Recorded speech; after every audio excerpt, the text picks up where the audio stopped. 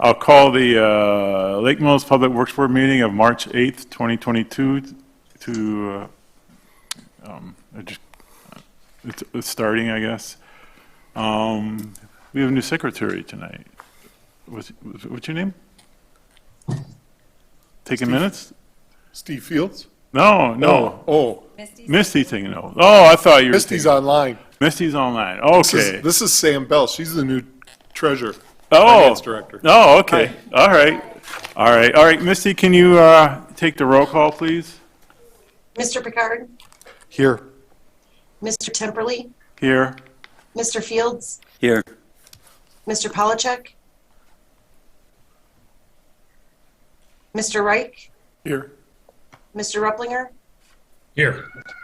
Looks like everybody's present except for Mr. Polachek. Okay. Up next is agenda item 3, correction and approval of the minutes of February 8th, 2022, or entertain a motion to approve the minutes. So move. Second. That was John Reich and Misty Fields. You get that, Misty? I did, thank you.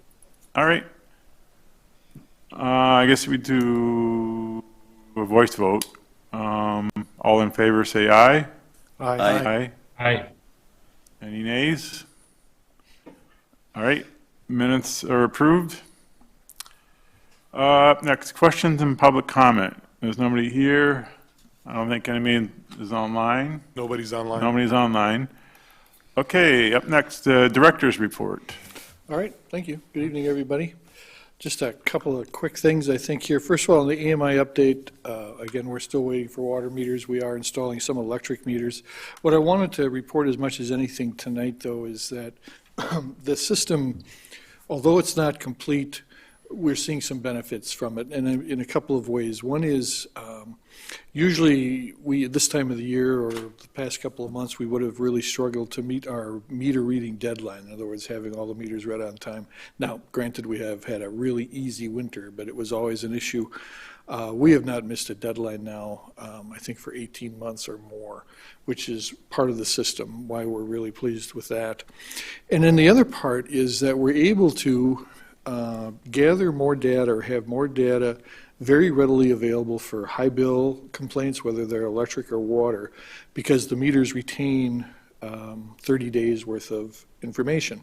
So what we used to have to do is just kind of assume, go back a couple of months and assume what may have happened. Now we can download the data from the meter, we can go talk with the customer and ask them very specifically any idea what may have been happening on such and such a date. And it has helped immensely in helping people understand what's going on. I can tell you it's really kind of unusual, but in the last couple of months, we've had our ESR go out on a couple of high bill complaints and found that electric heaters had been left on. And you can see exactly when they came on because we've got that data in the meter. So from that standpoint, this system is working very well. The other thing I just want to mention here, I won't go into a lot of in-depth here, but we are looking at, beginning to look at some kind of an outage management system, which is simply a system that helps us respond to outages. And one of the keys to that is having AMI meters that literally let us know when they're not receiving power. Kind of the old joke, if you will, was that people thought that we had this big board and we knew when people had power and didn't have power, and we didn't have such a board until now. And so we are now able to actually spot where meters are not receiving power, sometimes even before the resident knows that.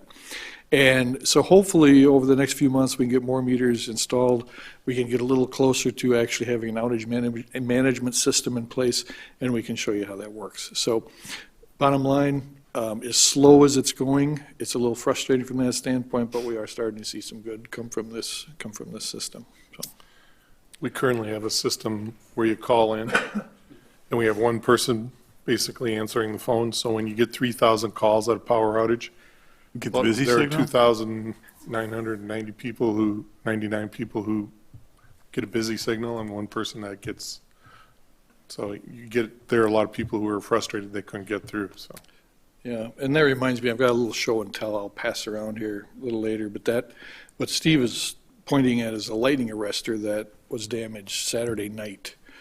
And when you get a chance to look at it, you'll see that a bolt was literally welded to the frame of the lightning arrestor.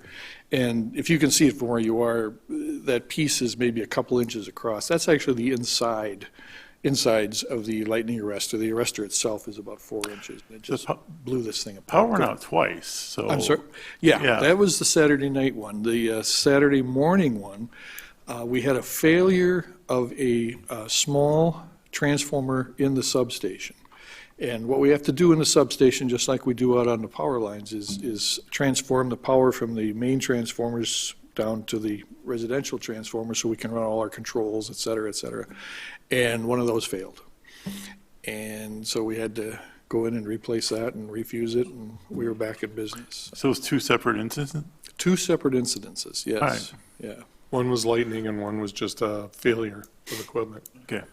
And I was talking to our line foreman, and we're a strange bunch, but I said, you might as well stay home, keep the truck running, because there's always a third one. Now, we haven't seen that yet. But, so we feel very fortunate we got through the rest of Saturday without a problem. But, yeah, we'll pass that around a little later, and I would just, Speaking of the Go ahead. overloaded phone lines where people don't get through and get frustrated, was there any thought of posting anything on the city website?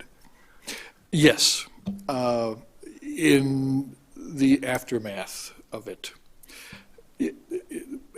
How can you, the power? Well, Yeah. and I'll take responsibility for this. We don't have that structure set up yet, and we should, because people are looking at that, and as long as they've got a battery in their laptop or computer, they can, Or a cell phone? cell phone, they can do it. And so that's where the outage management system comes in, because what it does is it will allow us to post information on Facebook. It will allow us to actually identify the people in the area that are affected by the outage and text them with information or email them or whatever they choose to do. And we are a little behind the 8 ball on that one, Mark, and it's frustrating. And I know it. Even if, we don't have 24-hour, 7 days a week. So, you have the linemen responding, they're the ones fixing it. And there's no other staff that they could call to say, hey, come in. And there are basically 2 people who could post to the website, Misty and Lori. So we've got some updating to do in that regard, and we are working on that. How long it'll be, I'm hoping by the end of this year we'll have something in place that's much more effective. It's the way of the world right now. People need to know, and there are ways to communicate with them. We just haven't implemented yet, so we'll work on that. All right, the next one is cybersecurity. I think I've mentioned in the last couple of meetings that we've been working with the EPA when we went through our assessment. And a couple of weeks ago, we kind of reviewed the assessment with the EPA. We've got about 25 items, that we have to take care of. Some of them are as simple as our contracts with outside vendors as to how they handle things. And a number of them are training and making sure that all staff knows about bad emails, knows when to access the internet, that sort of thing, so we can take care of that. And then the other part of it is our emergency response plan is not specific enough for a cyber attack. And so we've got language and information that we can put into that to make sure that everybody's understanding what will happen, what their responsibility is in case of some kind of a cyber attack. And I might note, the first thing that went through my mind on Saturday morning was a cyber attack. Well, it went through my mind, too. Yeah. Yeah, Steve mentioned that at a meeting this morning, and I said, quite honestly, that was about 10th on my list. First it was, what the hell's going on? Anyway, the other part of this I want to mention, and I don't know if any of you watch 60 Minutes on Sunday nights, but there was a report there on the vulnerability of the electric grid in the United States. And so the day after that aired, WPPI Energy, who provides us our energy, sent out a note making sure that we understand and everyone else understands that we are well protected. We have multi-layer protections from cybersecurity. One of the disappointing parts about that story is they were using information from 2014. And so a lot of things have changed since then. And they sent out a 2-page document, but the the bottom line is that the electric grid is probably as well protected as anything in the United States in regard to a cyber attack. Now, a physical attack, different ballgame, but because of the nature of how we structure our grid, but we are well positioned for protection against any kind of a cyber attack. Paul, when you say we, do you mean we WPPI with respect to the rest of the grid or the whole grid? The whole grid. Okay. Yeah, it was a nationwide mandate really quite a while ago. I think back in 2006, we got really serious about that. And by virtue of our involvement with WPPI, our system is protected also. Okay. It goes for a lot of our systems because we use WPPI for all our financial information and that type of stuff. And so they really have a pretty secure system up through all that. Probably our weakest was our SCADA systems at the water and sewer. Okay. But they were so primitive, I don't know if anybody could have got into them anyway. Yeah, I guess that's another strategy, right? Okay. COBOL. Next thing is patching equipment, and I'm bringing this up for two reasons. One is what you're going to hear about a little later when we talk about our maintenance and plan and that sort of thing, and Dwayne has put together a lot of information about that, and that's because of all of the new funding, the bipartisan infrastructure law. And what we're anticipating here, and let me back up a half a step, I'm basically wanted tonight just to give you a heads up that we may be looking at this. When we get a little more information, some more numbers together and that sort of thing, then we're going to come back to you with probably a real solid proposal. But our concern is this, that as this, what we call the bill, BIL, gets rolling, contractors are going to get really busy. And so what we want to look at is purchasing a small asphalt patching machine so that we don't have to wait for contractors to come in and do that for us, so that we can go out and do, like when we have to patch after a water main break or after a lead service line or a significant pothole or something like that. So that's what we're looking at here, is just some patching equipment that our guys can use, and we can number one, make sure we can get the patches done as quickly as possible so we don't have the hassle of a gravel patch all over. And secondly, with the new asphalt plant that is setting up on Hope Road out here, where it's closer and more convenient, I think we can probably be a little more cost-effective by doing our own small patches. So again, I'll be coming back with this probably next month and getting your blessing.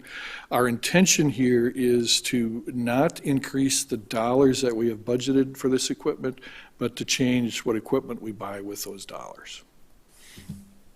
Okay? We might, I know several of you have been here for a long time. In 2004, we bought some patching equipment and did it ourselves for a number of years. And then when Lake Mills Asphalt went out of business, they were the closest one. It was easy to run and pick up the asphalt. When the asphalt got so far away that it was hard to get it here at the proper temperature, we stopped doing that. The equipment was old enough. We didn't renew it. And now that there's a new plant moving into the area, and with the conditions developing as they are with not being able to get contractors, we felt this might be a better option for us.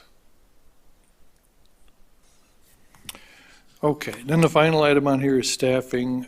We're still working on some staffing issues. We need to replace someone in the street department, someone in the water department, or excuse me, someone in the wastewater department. And we found out last week we would more than likely have to replace someone in the water department. So we're working on that. We've got interviews scheduled for this week and I believe for next week. As I've mentioned, the pool of candidates is not huge. I think we've got 4 openings right now, and we've got a total of 3 candidates. So we'll continue to look for folks that will fit. I suspect that most of the people that we talk to will be entry-level individuals, and they'll take some time to ramp up. And so I think our biggest concern, I know my biggest concern is the continuity and the loss of experience. And so we'll have to figure out a way to make sure we can maintain with that. But we're not alone in this situation, so we'll just have to work through it. And that's what I've got tonight. Any more questions The board on the director's report? All right, we'll go on to agenda item number 6, discussion recommendation on Wisconsin DNR request for voluntary PFAS sampling. We have a prepared motion, 22-3-1, recommendation to the city council to authorize the city manager to execute an agreement for voluntary participation in the PFAS sampling program. Can I get a motion to approve before we start discussion? So move. That was John Reich. I'll second Bennett Ruplinger. That was Bennett. All right, so should we go over Paul's sad memo of everything we buy is poisonous? It almost seems that way, doesn't it? They're everywhere. And I know we've spoken about this a little bit in the past, and So is this a recent chemical then, or? the chemical itself, no, is from the 40s and 50s. Uh-huh, The newest concern, I guess, and I have to admit I haven't researched this in great detail, is that because it is so prevalent and so impossible, in fact, it's called the impossible chemical to get rid of, that it's believed that it's responsible for some health effects, negative health effects, as you see in the document, including a possible carcinogen. And so the push is to get these PFAS out as much as possible. And if you had a chance to read the document, you'll see that we are talking really small amounts. I mean, 70 parts per trillion is what they consider right now an advisory level of concern. And this is not going to go away. I mean, it's been hovering around for a while. if it's a forever chemical, how can you get rid of it out of the water? You can't. You can't, yeah, so Technically, you can. you can't. You can screen it, and there are a couple other methods for removing it, but they're not a lot. It's a very new technology thing that's going on, so there's a lot of people studying it, but there are methods for removing the chemical from the water. It's not like salt. Right. But it is very, very difficult, and at the levels that they're talking about, that's so hard to detect that there are problems with that. So technology has to catch up with the demand for what we're going to have to do. But this is the process for us to learn Sure. what's really going on. I anticipate Lake Mills won't have a lot because we don't have a lot of industries that utilize that type of product. It'll be good for us to know. I mean, we got to be at the front of the lead lateral service stuff and at the front of the corrosion control stuff. And even, what was the one in the well? Radium. But I don't think we'll have to be at the front of this one, but it'll be nice to know. Sure. Wasn't Wausau or someplace at the front of this one? Marinette, Wausau, Manitowoc, Eau Claire. Yeah, Eau Claire. some big issues up there. yeah. Yeah. Marinette has that shipbuilding, and that, I guess that they just use a ton. And then Wausau had some products, and same with Eau Claire. They do computers up there, and I imagine that was a big contributor to that, because they have those big Cray computers. One article I read compared PFAS to nuclear waste in that we can collect it and stash it somewhere, but we're not going to get rid of it. There's So, no research on a replacement? Like, when phosphorus became an issue, all the detergent companies found a way to yeah. get rid of phosphorus. This one, again, based on just what little knowledge I've got, is so widespread, so far-ranging, and has been around for so long. What it does is it just recycles. You know, Right. It goes through the wastewater system, and then the it's water building system up now. keeps coming back, yeah. The issue, I think, is we need to have a little bit of definition here is that even phosphorus you don't really get rid of. You just pull it out of the water and then put it somewhere else because phosphorus is useful in other uses. PFAS isn't necessarily that way unless you could recycle it. So what you're going to do is pull it out of the water and the systems that we use for life and then try and put it into a place where it's useful because it's never going away. That's always going to be material that's with us. We just have to figure out how to properly use it or dispose of it. Paul, I see from the DNR memo, I'm hungry. that there's no cost to us from the state lab for the testing. Do you have any estimates on what our applied labor cost would be for, taking the samples and shipping those in? It's going to be minimal. We anticipate maybe a half hour of time to get the samples, which is, How often? I believe we're going to do it monthly. They haven't got all that worked out. It'll be monthly for a while, and then depending on what initial levels they see, we may do it more or less. Okay. I will tell you, though, the document that accompanied that memo that outlines how to take the test is 3 pages long, and it's as touchy as the people taking the test cannot have used deodorant, hand lotion, any of this stuff because of the concern that PFAS are in those things. I'm your man. What's that? I said, I'm your man. You're, well, we'll give you a hazmat suit and you can go in and take these tests. Sure, I suppose at parts per billion or trillion, Yeah, that's tough, yeah. they can be contaminated pretty easily, and even the vials that will be used have to be sanitized in a certain way and all this stuff, so. If you used a styrofoam cup sometime during the Yep. day, you may contaminate it. Yeah, so I mean, let's give kudos to our chemical companies for coming up with this, but now it's a problem. Yeah, but if I go around spraying this stuff, I would get arrested and put in jail, but I can Well- put it in products and sell it, and make money, and if somebody else clean it up, Yeah. And that's another one of the issues. I mean, it was used by so many people or so many companies that, who would you go after? So, go The ahead. science of what's dangerous changes over time. Yeah, But we used to pump lead into our atmosphere out of our tailpipes and think nothing of it. that's true, yeah. Yes, very good. I mean, that's a great analogy, actually. It's, We used to think that lead was a great water service lateral. Yeah. PCBs were good for carbon paper, too. yes, that's right. That's right. Yeah, I mean, live and learn, I guess. Yeah.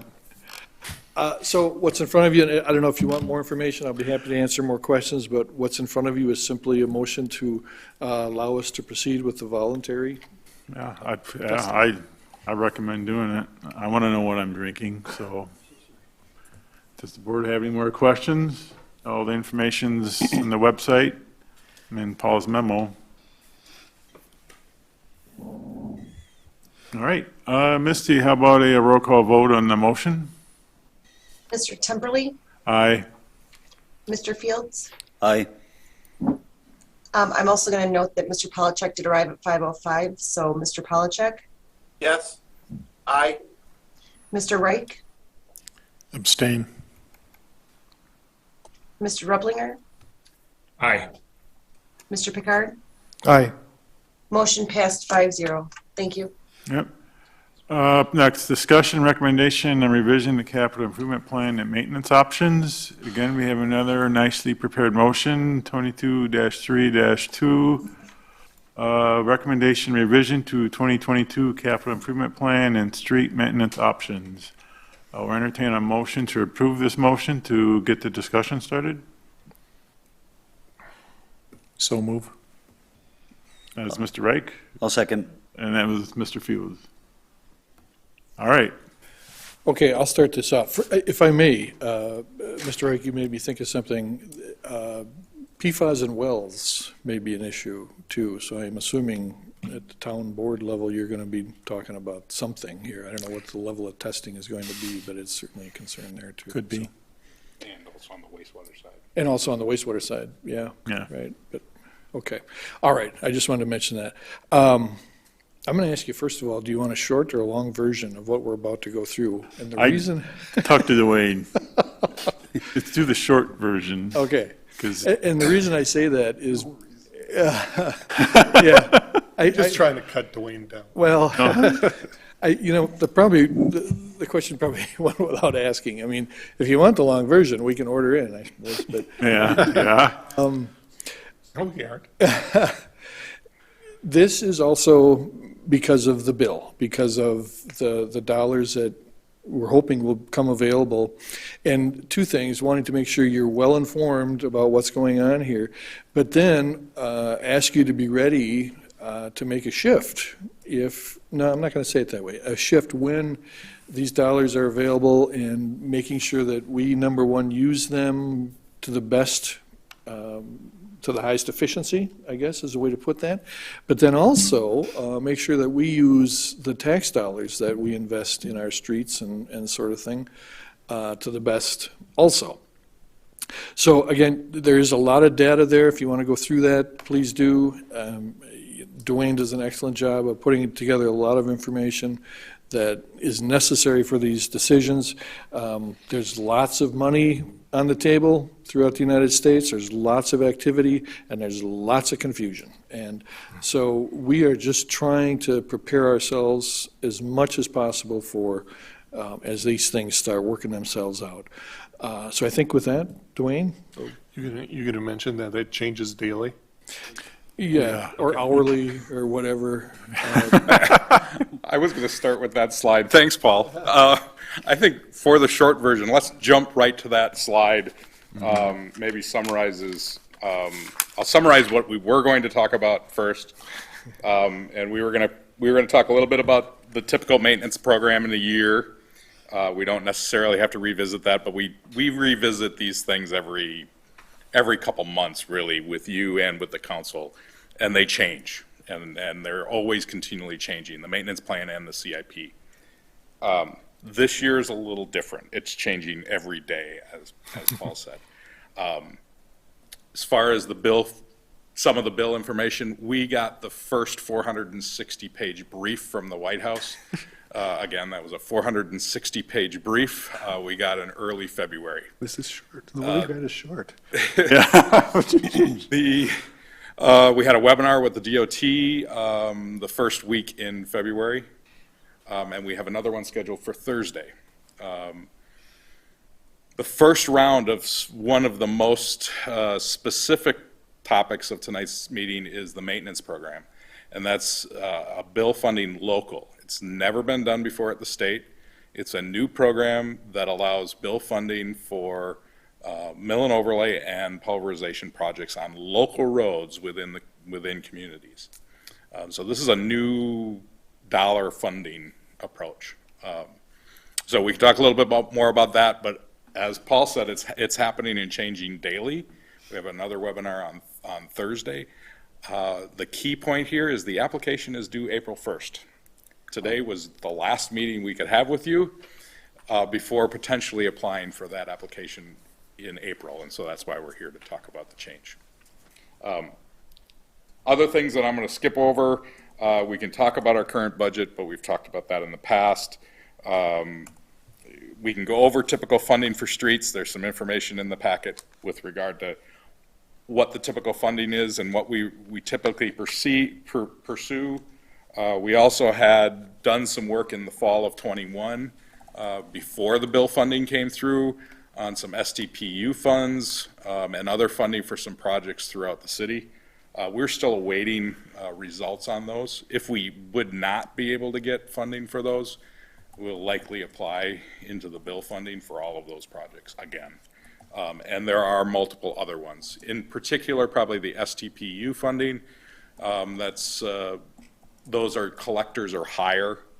We did apply for the Stony Road, CP Avenue, and Owen Street intersection this last fall. There are two other projects that would probably flow into that in the future. So with that, So the motion pretty much says to allow you to change it, but you really don't know what to change because things are fast moving, correct? Yes and no. In general, so let me summarize a little bit one more time. What we're going to try and do is go after as much dollars as we can, apply for as much as we think we can this year in April. Plans will be due in August. We are proposing, because of a number of things, to postpone maintenance, meaning much of the chip seal program and our mill and overlay program for this year, push that off into 23. Depending on how much we do, there are some streets that we could do some small chip seal. There'll probably be some dollars left in the 200, I believe it's 250,000 is the maintenance, street maintenance program for this year. We will approach that issue in November like we typically do if there are funds that we want to put in reserve for the following year. By that time, hopefully we'll know where we stand on the funding. And so in a sense, we're asking to postpone the maintenance. Not that I typically would say that. Right. Typically, I would not say that. I would say continue your maintenance. But in this case, there's a possibility we can get more dollars and more results. We're looking at mill and overlays versus chip seals for the same price. When you say postpone, you're not delaying a year of, you're going to double up in the next year. Correct. So you would Pushing catch back up. the start date. Yeah, so you would correct that in '23, but in '23, we could catch all those dollars, then we can really put it to it, then we could find, we have other uses for that money that we would use on streets. All right. Okay, for the rest of the board? Just say the only concern there would be if a lot of people are doing it, how do you get somebody to actually do the work? That's going to be the secret, because every small town and city is going to be trying to do the same thing. That's going to be the challenge. And if oil prices are up, your dollars aren't going as far. Right. Them are your two downfalls in the whole thing. Oil prices are already up this year, though. Well, it's going to be $5 for oil at the end of the month, or fuel for the end of the month here, probably. And as Paul mentioned earlier, the reason that we're analyzing that equipment issue is for that same reason. Exactly. As I say, because our options are going to become limited here shortly. It also allows us to respond faster. As you know, you hear the complaints that we don't fix it, and that's because we're waiting for contractors to show up and do those patches for us. If we can do them ourselves, we can get to them fast. I think, and I actually do that occasionally, but the beginning of it is going to be really messy, I think. And then it's, a lot of these contractors are probably going to get a realization of what it is that's happening and how many people they need, how much equipment they need. We were talking about this, and I mentioned that in the newspaper that I look at daily, there are now ads every day for concrete workers, asphalt workers, and it's really not that season yet. So, I mean, they're really starting to gear up. And I tell you, if you have any experience at all with that sort of thing, you stand to make a lot of money. I mean, even somebody that knows how to cut through the red tape is going to become very wealthy after that. So, again, all we're trying to do is position ourselves to get as much as we can possibly get out of this. You want to present, Dwayne, or is that pretty much it? I think we'll open it up to questions. The presentation was Yeah. in the packet. The spreadsheets are in the packet. We could go to the The long website, version. people in the public can access it, so. Correct. In addition, at the end of the packet, there is the sidewalk list for this year. That's the current complaint list, plus staff's review of the sidewalk list. I know that's potentially the next item as well, but Right. both items are kind of the same. One is to ask for that postponement, and then the second item is to approve what we're thinking about doing, which is going after the funding and making some changes. All right. Any questions? Any more questions or comments? I guess we can take the roll call vote then, Misty. Mr. Fields? Aye. Mr. Polachek? Aye. Mr. Reich? I'm not, abstain. Mr. Replinger? Aye. Mr. Picard? Aye. Mr. Temperley? Aye. Motion passed 5-0. All right, agenda item number 8, discussion recommendation on 2022 street and sidewalk maintenance program. Again, we have a nicely prepared motion, 22-3, recommendation for 2022 street and sidewalk maintenance program. I'll entertain a motion to approve it. So we start the discussion. So move. That was Mr. Reck again, I'll second. and that was Mr. Fields. All right. It's back to you again, Dwayne. I guess this is a continuation of Yeah. what we just talked about. So I'll try to keep it short. The sidewalk list, as I mentioned, is in the program. That is, there's 15,000 in our special assessment, and there is 15,000 in our capital improvement maintenance for sidewalk, so that's 30,000. As we just talked, though, there might be dollars available that we're not necessarily spending up front. We will, if that list grows from complaints throughout the spring and the summer, which in previous years it has, and we've had some issues of being able to solve all of the problems in a given year. So this year might be a year to catch up a little bit on that, potentially. Other things with sidewalk. The walkway. The walkway. What's the walkway? That's right. There's a potential for the alley walkway. I saw that. Wow. So there may be some dollars expended in the concrete bid for that and for that project. That's the one over, Yeah, between what's now Napa and the pharmacy, and used to be the pharmacy, which now Tyranina Brewery. oh, that walkway. 203. Oh, are we responsible for that? Is Oh, that- yeah, we have been. Oh, We've been taking care of that for years. We haven't put down new asphalt in probably 25 years. is that difficult because of the water runoff and the ice and all that, or, I mean, It runs, it's got a good grade to it. Dwayne's looked at it. Because that one parking lot used to go through, it wasn't a big deal. Most people use that area between the Opera Hall and what's Yeah. Tyranina Brewery. Now that that's being closed off for their development, we're assuming that that walkway will become much more important to the access from Main Street to that parking lot in the back and the commons. okay. So Main Street, Legendary Lake Mills, which is Main Street, and the Chamber filed for a grant, and they're putting up a certain amount of money, and the grant's going to provide a certain amount of money. Main Street will do a sort of design, and then our engineers, along with Dwayne, will do the actual technical design, and then we'll figure out how to construct it. I think we might have the contractor who's doing some of the work already for Tyranina Brewery just do it, and then we'll, All right, because it's usually the same one that we have anyways. all right. Could save some mobilization costs that way, too. Yeah, so we're thinking about heading that way. I won't guarantee that's what's going to happen. There are some physical issues. The drainage and the actual construction shouldn't be too hard, but there are some encroachments that we need to take care of. And it's likely that the property is going to change hands. So we need to kind of stay on top of that. There's apartments over there, aren't there, above the walkway? Yes. Someone yelled at me and said I shouldn't be walking through that way once. That's why it threw me off that we actually maintain it. So I guess next time I get yelled at, I can yell back. Yeah. Yes, you can. All Because right. it is ours. It's a All public right. walkway. All right, I get permission to yell back at that guy in that apartment up there. And we've been maintaining it for at least, 50 years, so. Oh, okay, all right. There's a very narrow walkway from Main Street through to the American Legion parking lot there. Yeah, in between TT's and laundromat. Right. That thing is extremely dangerous. Is that the same situation?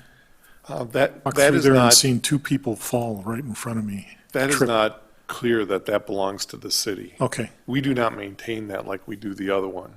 We have Ford Court, and then we have the old alley Yep. walkway there, and then we have this one. The other one there, it's not clear that belongs to us. It's not designated as a public walkway Okay. or right of way, so. all right. I learned a lot tonight. Is there also something going on with additional sidewalk in the city paid for by grants? Yes.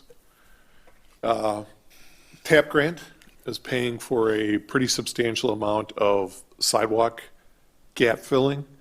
So from East Mills to Topeka, so along there by Fayville Park, just behind our house. There, along the front of Badger, truck.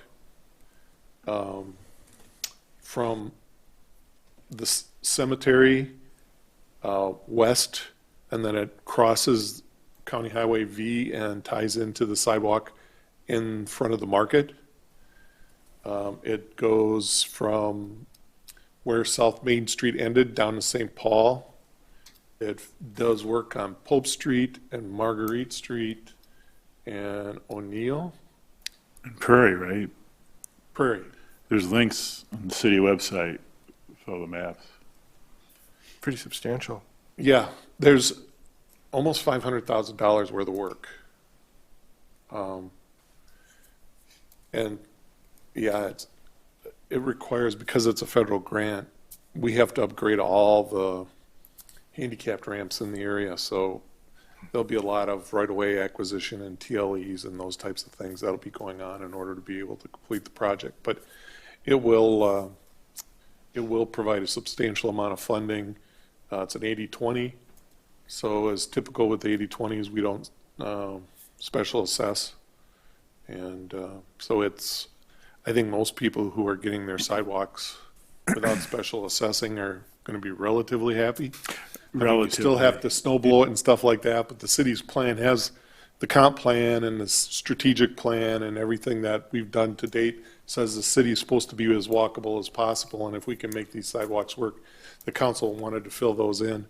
And I know that one of the big pushes was from we ended at the west end of the cemetery there. You get across that one lot and then get across the highway. That's the one to access Lake Mills Market has been a very popular idea. Will there be hearings on this? We already had one. Oh, okay. Shows what I know. Are we going to have another one?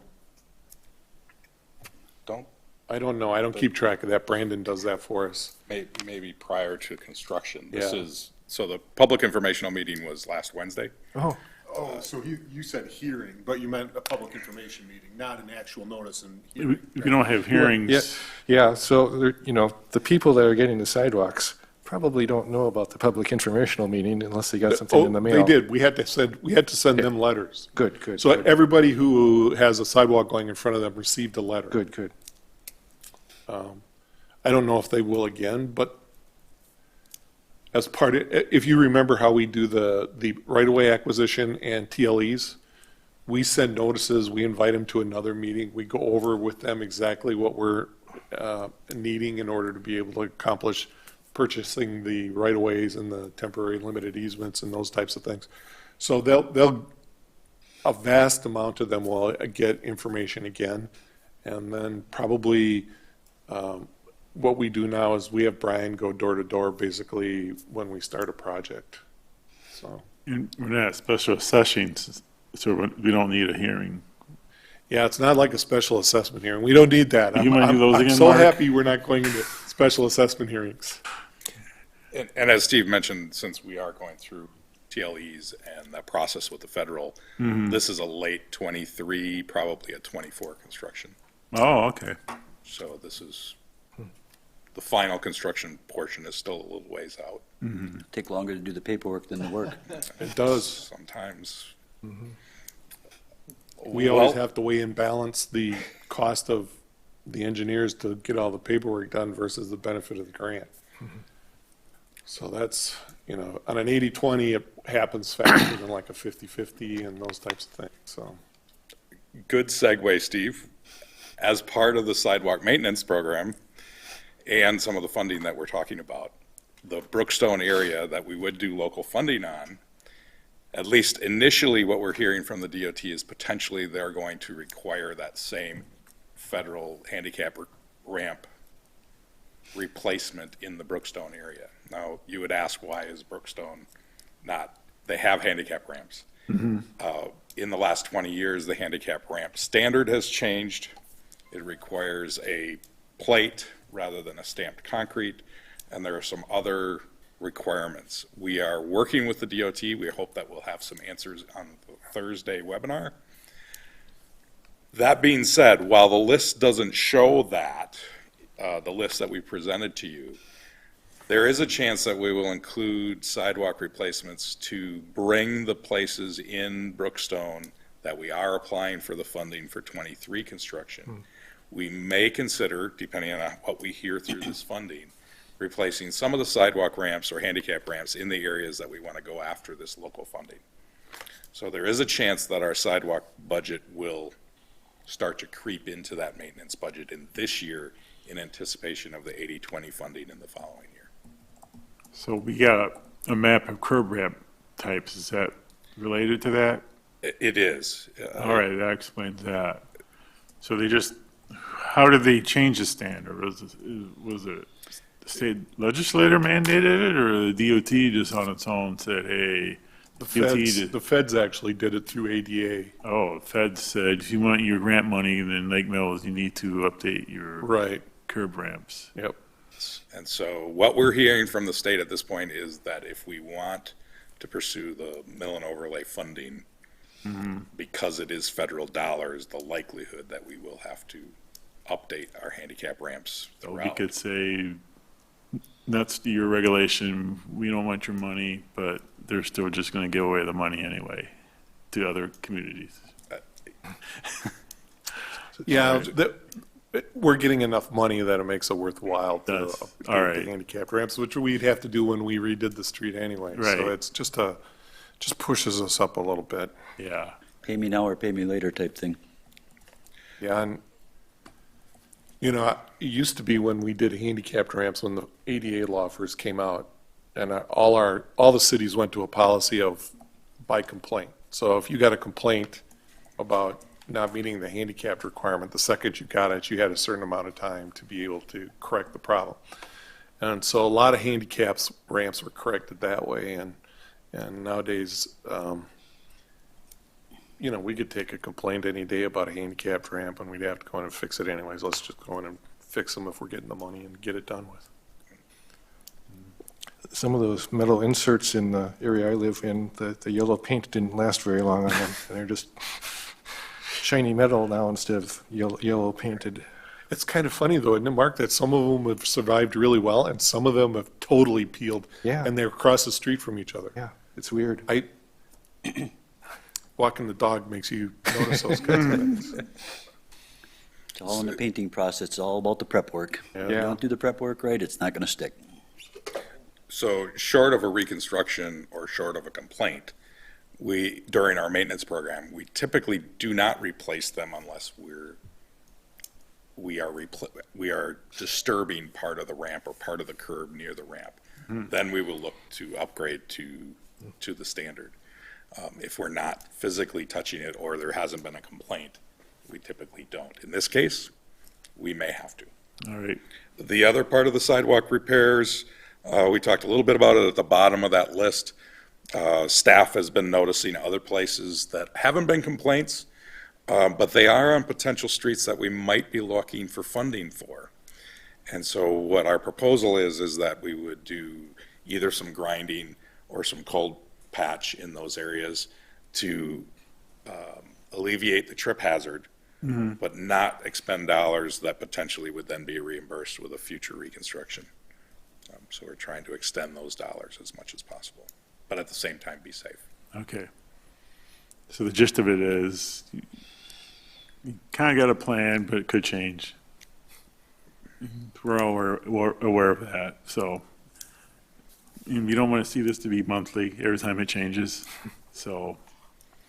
A monthly discussion topic, so. I think we could include it in Paul's report. Sure, if any big changes, yeah, that's all we're asking for, just to notify us of things that come up and if you do get grants, so. Anybody have any other questions or comments?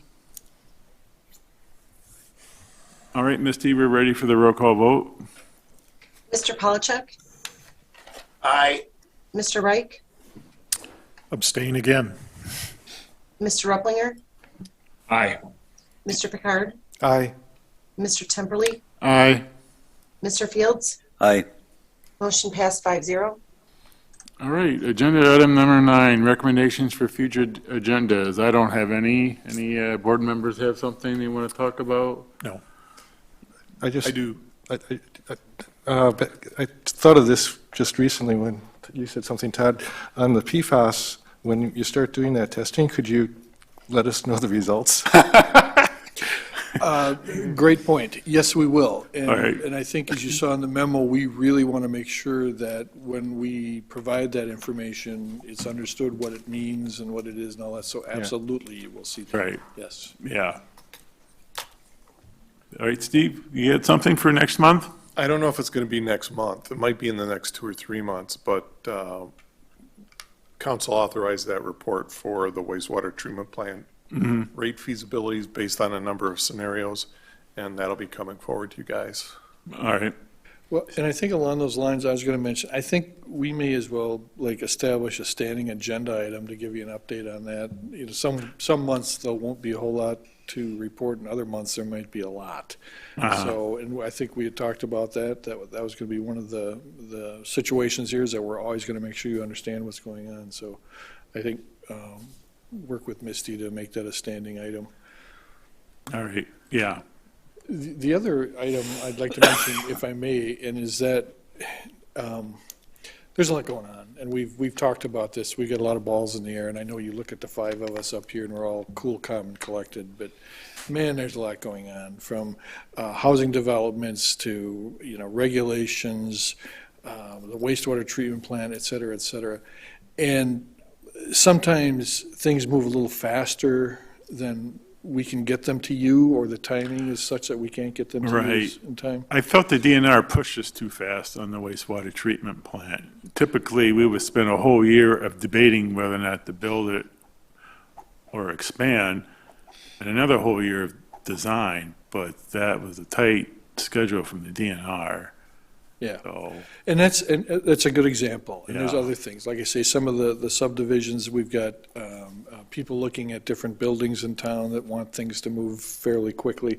And so I guess I'm saying 2 things. One is, you know, please understand that there's no time that we're trying to bypass you. It's just sometimes things happen a little quicker than we can get to you. And the other thing is, we may have to ask you mid-month to throw in another short meeting, or I don't know if we can do, well, can we legally do online stuff? we could have joint meetings with the council, right? They meet twice a month. Yeah, but that's there's up stuff to the that we want to council. make sure that you have your input on and understand what's going on. Basically just giving you a heads up that this is going to be a busy summer. Yeah. And there might be a lot of busy summers coming up, so just please understand that we may have to bother you more than just once a month. Well, I'll let Mr. Field think about that. Like, if something has to go to the council because of a time limit, you could just send out an invitation for us to show up, and you suspend the rules and allow us to ask the questions and make comment. And Well, and especially We'll if have it's to an have it on- agenda item, you'll have opportunities to talk. yeah, also. yeah. That's all I'm asking for. I understand we're being pushed fast. I know I came down hard on a council member last week, but No, absolutely. The more input, the better for council. yeah, but we only meet once a month, and we're being pushed fast. So, I do want to note, though, that the first report for the wastewater treatment plant study started in 2013. yeah. And we built probably 5 different reports over the course of that 8 years, developing what came out in, October? All right, well, we're cool. We seem to be in sync, so. All right, anything else? All right, Misty, you're in the building, so I can sign those resolutions, or? Yes, I am. All right, should I just meet you in the hall? I'll come in there, that's fine. All right, meeting adjourned. Thank you. Thanks.